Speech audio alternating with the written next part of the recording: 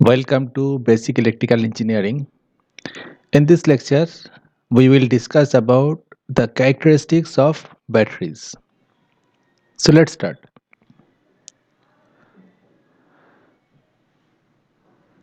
Basically, the main characteristics of the battery is divided into different parts.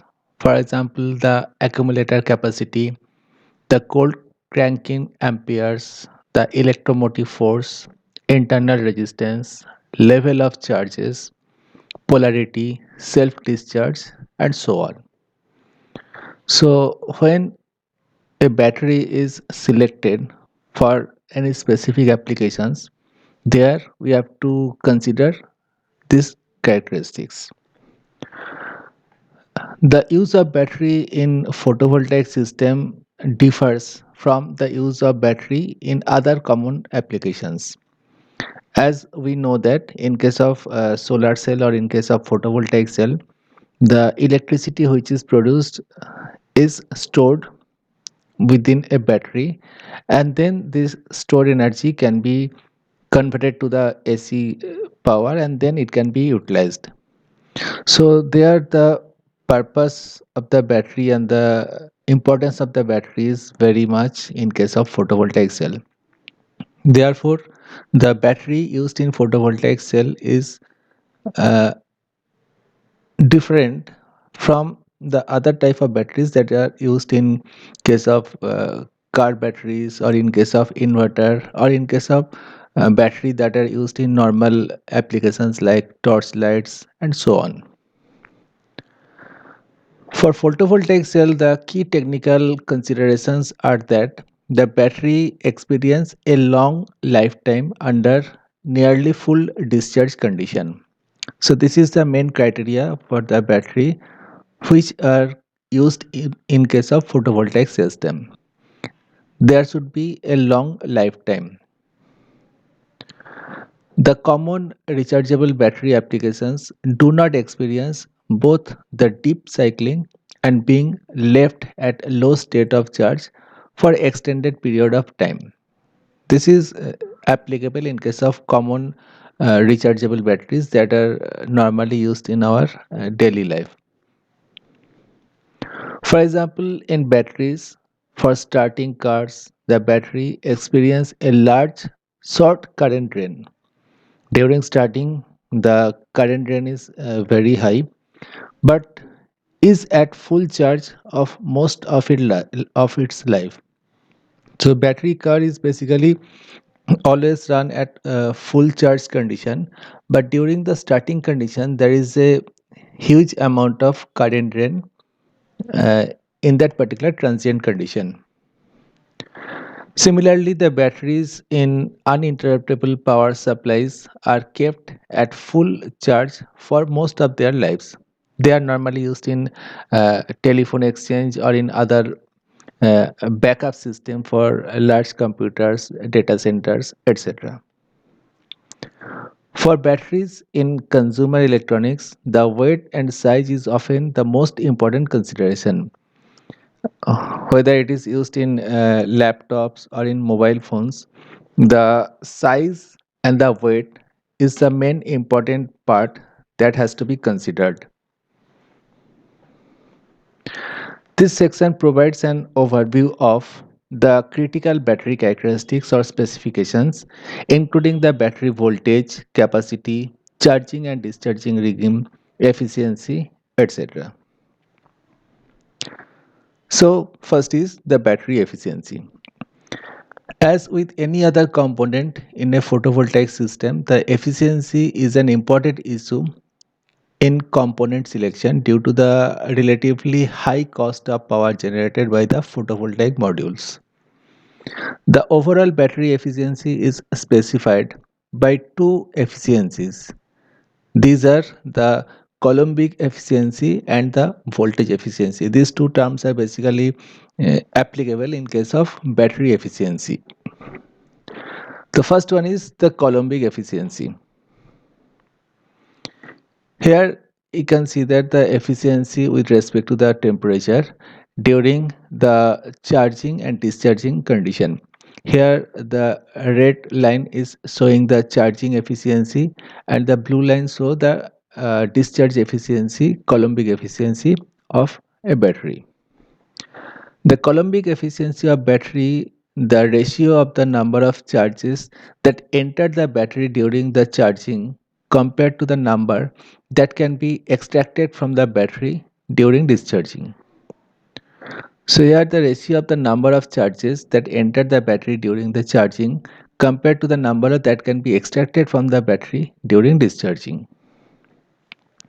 The losses that reduce the Coulombic efficiency are primarily due to the loss in the charge due to the secondary reaction, such as the electrolysis of the water or other redox reactions in the battery. In general, the Coulombic efficiency may be high, and it is as high as 95%. On the other hand, the voltage efficiency, it is calculated with respect to the output voltage. The efficiency is calculated with respect to the output voltage as shown in this case. So there are different lines of efficiency are shown with respect to the output voltage for different output currents. Here the red is showing the current output current as 1 ampere. If the current is more, then the efficiency is reduced for a particular voltage level. So here we can see that for a particular voltage, if the current is more, then the efficiency is reduced. The voltage efficiency is determined largely by the voltage difference between the charging voltage and the voltage of the battery during discharging. The dependence of the battery voltage on battery state of charge will therefore impact the voltage efficiency. The other factors being equal, a battery in which the voltage varies linearly with battery state of charge will have a lower efficiency than one in which the voltage is essentially constant with battery state of charge. The next characteristics of the battery is energy, volumetric and power density. The energy density is a parameter used mainly to compare one type of battery system to another type of battery system. The energy density of a battery is the capacity of the battery divided by either the weight of the battery, which gives the gravimetric energy density in watt hour per kilogram, or by the volume, which gives the volumetric energy density in watt hour per liter cube or decimeter cube. A battery which with a higher energy density will be lighter than a similar capacity battery with a lower energy density. That means if the energy density is high, then the weight of the battery will be less. Here we can see that the energy density with respect to the uh, weight of the battery. So here we can see that here it is a volumetric energy density.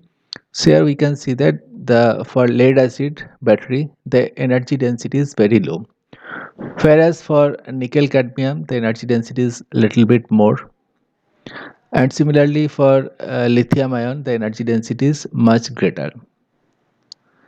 Similarly, in the next figure it is the characteristics of specific power with respect to the specific energy. Here also we can see that the uh, when the current is increasing, for example in case of lead acid battery the current is less, as well as the runtime of the battery is also less. Similarly, in case of nickel cadmium or lithium ion or lithium metal, the current density, that means the current level is increasing, as well as the runtime is also more.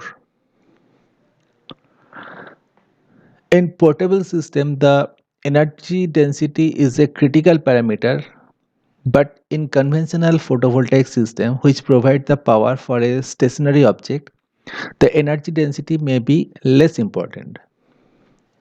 Nevertheless, the cost of transporting the battery to remote locations are considerably high.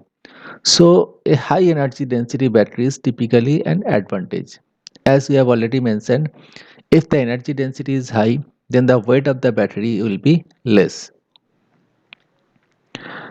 The power density of a battery is related to its energy density as well as the ability of the battery to discharge quickly. That means if the power density is more, then the battery will be discharged later.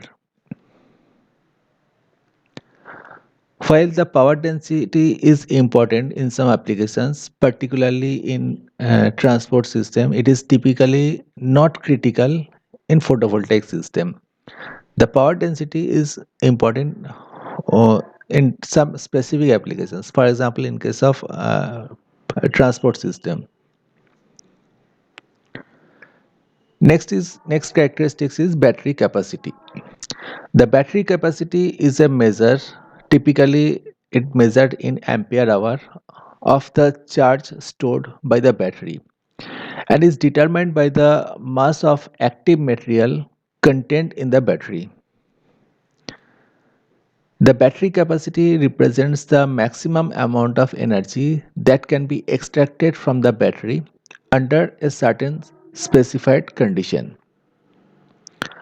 However, the actual energy storage capability of the battery can vary significantly from nominal rated capacity, as the battery capacity depends strongly on the age and the past history of the battery, the charging and discharging regime of the battery, and the temperature. The energy stored in a battery, called the battery capacity, is basically measured in either watt hour or in kilowatt hours or in ampere hour. So this is the rating of the battery. The most common measure of the battery capacity is ampere hour, defined as the number of hours for which a battery can provide a current equal to the discharge rate at the nominal voltage of the battery. The unit of ampere hour is commonly used when the working with battery system, as the battery voltage will vary throughout the charging or the discharging cycle. That's why the current is considered here, because the voltage may vary.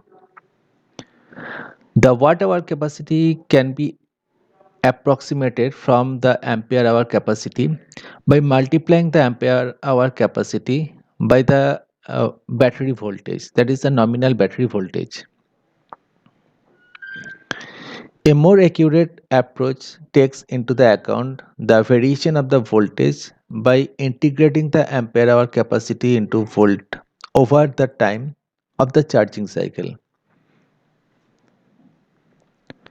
For example, a 12-volt battery with a capacity of 500 ampere hour allow the energy storage of approximately 100 into 12, that is 1200 watt hour or 1.2 kilowatt hour. However, because of the large impact from charging rates or temperatures, for practical or accurate analysis, additional information about the variation of the battery capacity is provided by the battery manufacturers. Next is the impact of charging and discharging rate on capacity. The charging and discharging rate affects the rated battery capacity. That means if the battery is being discharged very quickly, that means the discharge current is very high, then the amount of energy that can be extracted from the battery is reduced and the battery capacity is become low. This is basically due to the fact the necessary components for the reaction to occur do not necessarily have enough time to either move to their necessary positions. The only a fraction of the total reactants are converted into the other form and therefore the energy available is reduced. Alternately, is the battery is if the battery is discharged at a very slow rate using a low current, more energy can be extracted from the battery and the battery capacity will be larger. Therefore, the battery of capacity should include the charging and discharging rate. A common way of specifying the battery capacity is to provide the battery capacity as a function of the time in which it takes to fully discharge the battery. It is also we have to note that in practice the battery often cannot be fully discharged, because in some types of battery, if it is fully discharged, then the battery will be wasted. Their function will be completely destroyed.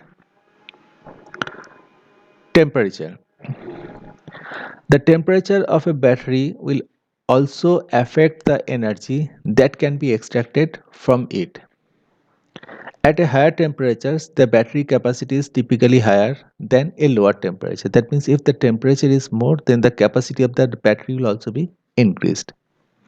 However, intentionally elevated battery temperature is not an effective method to increase the battery capacity, as this also decrease the battery lifetime. That means if the temperature is increased, the capacity of the battery can be increased, but its life will be decreased. Next point, the age and history of the battery. The age and history of the battery have a major impact on the capacity of a battery. Even when following manufacturer specification, depth of discharge, the battery capacity will stay at or close to its rated capacity for a limited number of charge and discharge cycles. The history of the battery is an additional impact on the capacity, in that if the battery has been taken below its maximum depth of discharge, then the battery capacity may be prematurely reduced and the rated number of charging and discharging cycle may not have available.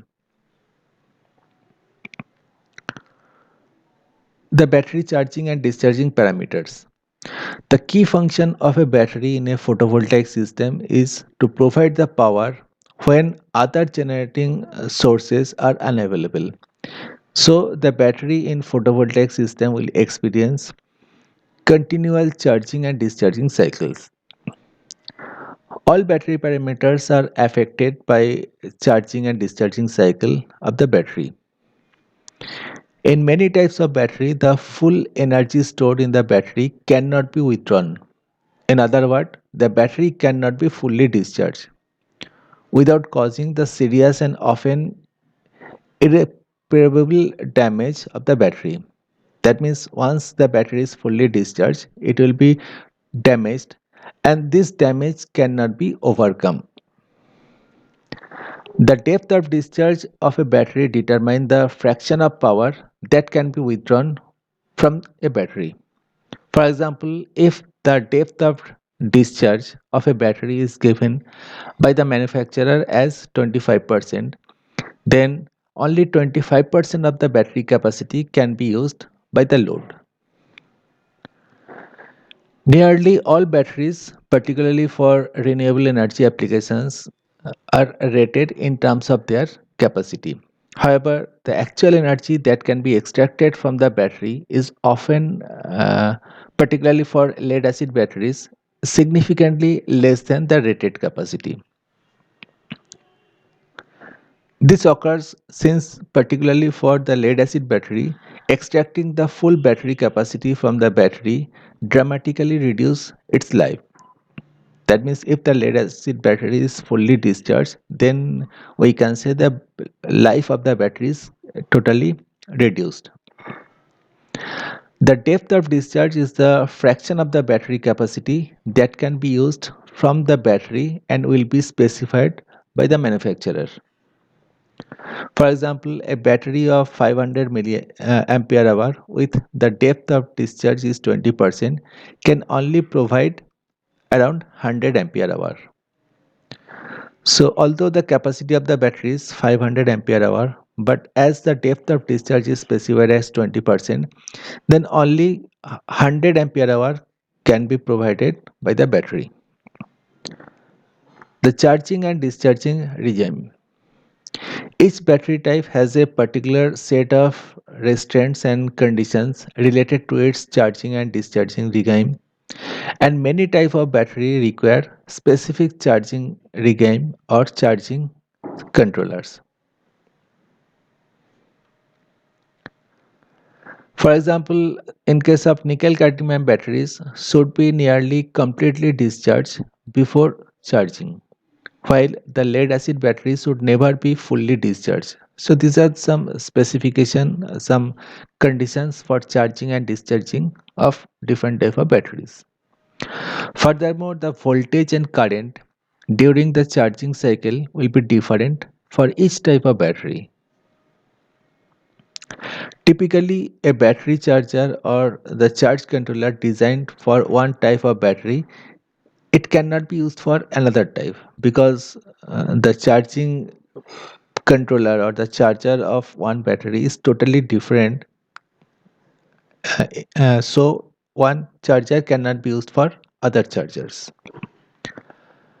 Next is the battery lifetime. The lifetime of a battery may be specified in several different ways depending on the applications and hence on which mechanism are most significant. For applications in which the battery is regularly charged and discharged, such as in case of photovoltaic system, the most appropriate measure of lifetime is the number of charge and discharge cycles over which the battery maintains a given fraction of its capacity. So here we can see two different cases. In first condition, the charging and discharging capacity is very high, and in second case the charge is mild. So therefore the charging and discharging capacity is much greater. So the lifetime of the battery is also very high. So the beginning of the life is 100 for both the cases, whereas the end of the life for first battery is very short, whereas the end of the battery for the end of life for the second battery is much greater, because in first case the charging and discharging is very high, whereas in case of second the charging and discharging cycles are less. Therefore its end of life is much greater. That means the battery will work for long time. Since batteries inherently involve chemical reactions that are reactive, the materials used in battery are susceptible to alternate reactions that degrade the battery performance also. While certain catastrophic battery failure mechanisms are possible, battery lifetime is typically controlled by the gradual degradation in battery capacity, which accompanies the charge and discharge cycles. Consequently, the battery life is typically given as the number of charge and discharge cycle which it can undergo and still maintain its original capacity. However, in systems which do not frequently experience the charge and discharge cycle, such as in case of uninterruptible power supply, the battery lifetime is more appropriately specified in years. The improper use of battery can greatly accelerate the battery aging and further decrease the number of cycles over which the battery can be used. So, it is a very important concept. The use of battery should be proper. Next is the battery voltage. The voltage of a battery is a fundamental characteristics of a battery which is determined by the chemical reactions in the battery, the concentration of the battery components, and the polarization of the battery. The voltage calculated from equilibrium condition is typically known as the nominal battery voltage. In practice, the nominal battery voltage cannot be readily measured, but for a practical battery system, the open circuit voltage is a good approximation to the nominal battery voltage. Since the electrical potential from most chemical reaction is on the order of 2 volt, While the voltage required by the load is typically larger, in most of the batteries, numerous individual battery cells are connected in series so that the overall capacity can be increased. For example, in lead acid battery, each cell has a voltage of 2 volt. So 6 cells are connected to form a typical 12-volt battery. The voltage variation with discharging. Due to the polarization effect, the battery voltage under the current flow may differ substantially from the equilibrium or the open circuit voltage. The key characteristics of a battery technology is how the battery voltage changes due to under discharge condition, both due to the equilibrium concentration effects and due to the polarization.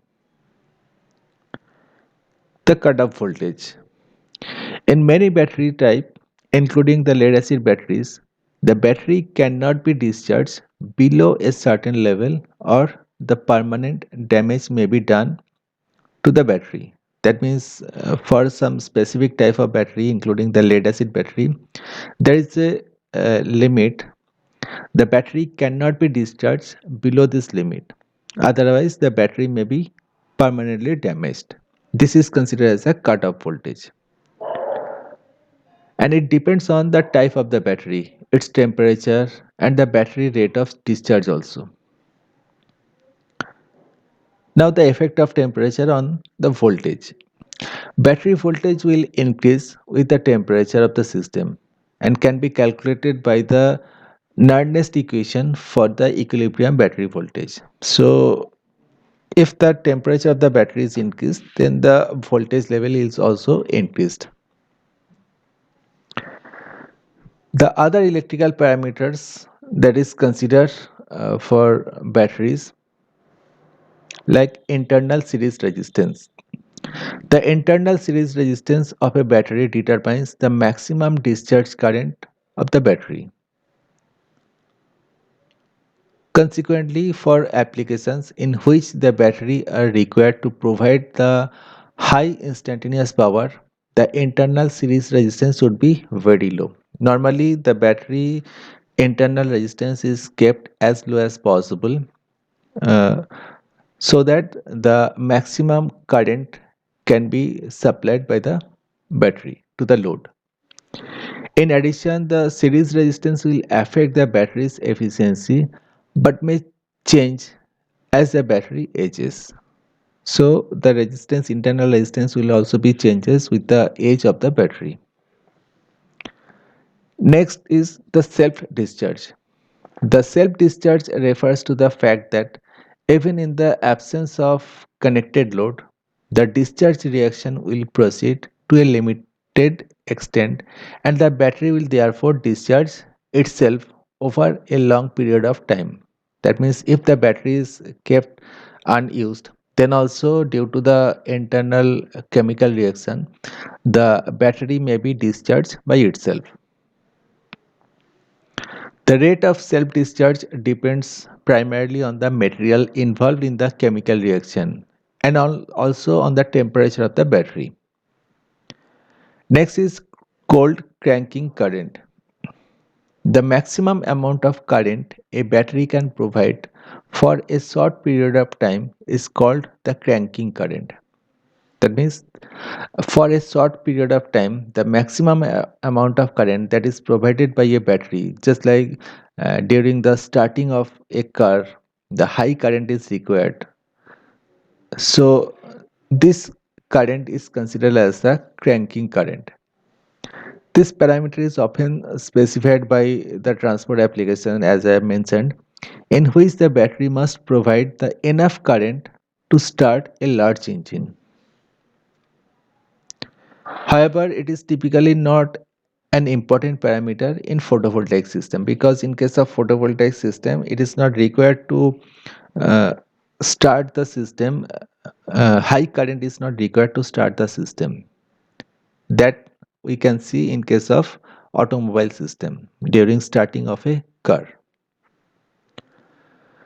So, in summary, And if we compare the battery characteristics, there are a large number of battery parameters that is basically decided to choose the proper battery for a specific application. And depending on the application of the battery, some parameters are most important than the others. So a list of parameters that may be specified by a manufacturer for a given type of battery, is shown here. So we can see there are different type of batteries. For example, in typical battery for a general car, the energy density is not relevant. A battery is a small fraction of total battery weight, and consequently, this parameter would typically not be listed for a conventional car battery.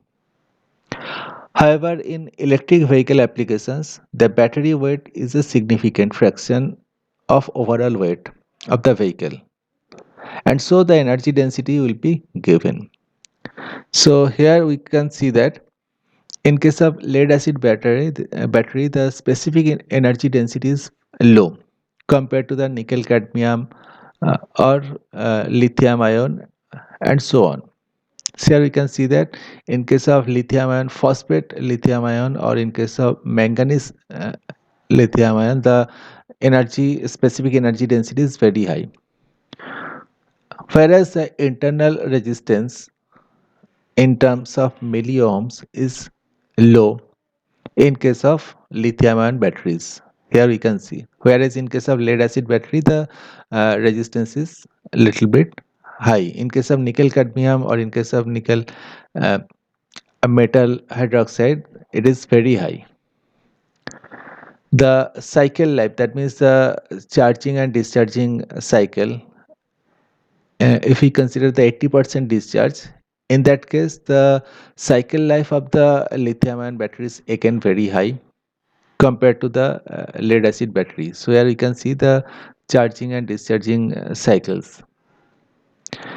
The first charge time, that means how much time it is required to fully charge. Basically, lead acid battery takes a much higher time, around 8 to 16 hours. Whereas the lithium ion battery takes a very low time, that is around 1 hour or even less than 1 hour. Whereas the overcharge tolerance is high in case of lead acid battery, moderate in case of nickel cadmium, and low in case of lithium ion. Whereas the self discharge per month, if we compare the self discharge rate per month in a normal room temperature, so in case of lead acid, it is around 5%. Whereas in case of nickel cadmium, it is very high, at around 20%. Whereas in case of lithium ion, it is around less than 10%. The cell voltage, the potential difference provided by an individual cell is 2 volt in case of lead acid, and it is around 3.3 to 3.8 in case of lithium ion battery. The cutoff voltage is around 2.40, and in case of floating it is around 2.25. Whereas in case of lithium ion it is very high, as we can see. The discharge cutoff voltage in case of lead acid battery is around 1.75. In case of nickel cadmium it is around 1. Whereas in case of lithium ion it is around 2.5 to 3. The peak load current, that means we can say the cranking current, here it is around 5, whereas in case of lithium ion it is greater than 30 C, whereas the charge temperature is around minus 20 to 50 degrees centigrade in case of lithium ion, whereas in case of lead acids, whereas in case of lithium ion or in case of nickel cadmium it is around 0 to 45 degree. Similarly, the discharge temperature also we can see here. The maintenance requirement is very important in case of lithium ion battery. In every 3 to 6 months, we have to add the water, uh, in the solution in the electrolytes, whereas in case of lithium ion, no maintenance is required.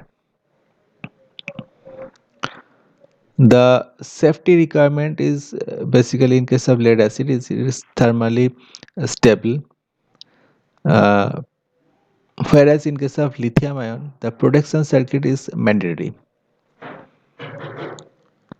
And the lead acid battery is used, it is a very uh, older concept. It is used around from 1800 centuries, so around 1800s, so late 1800s. From late 1800s the lead acid batteries are used, whereas the concept of the lithium ion battery is very recent. In 1999 it is basically developed.